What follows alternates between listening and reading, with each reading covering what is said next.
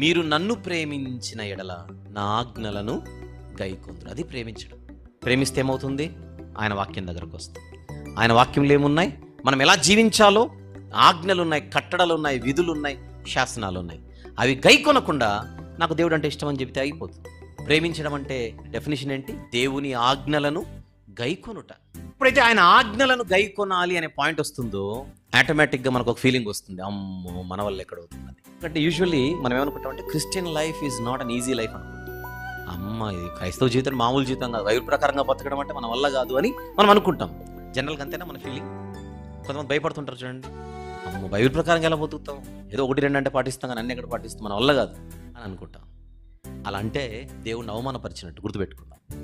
Bible ప్రకారంగా బతకడం అంటే కష్టము అని మనం అంటే దేవుణ్ణి అవమానపరిచినట్టు. ఎందుకు?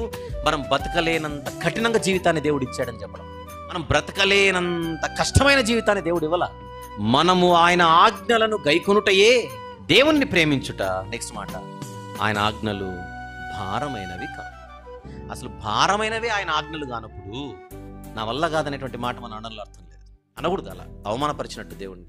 నువ్వు చెప్పినట్టు నేను బతకలేను స్వామి అన్నాం అనుకోండి ఎవరితోనైనా, ఆ వ్యక్తి మనకు చాలా ఇబ్బందికరమైనటువంటి గైడెన్స్ ఇస్తున్నట్టుగా మనం ఆ వ్యక్తితో చెప్తున్నట్టు.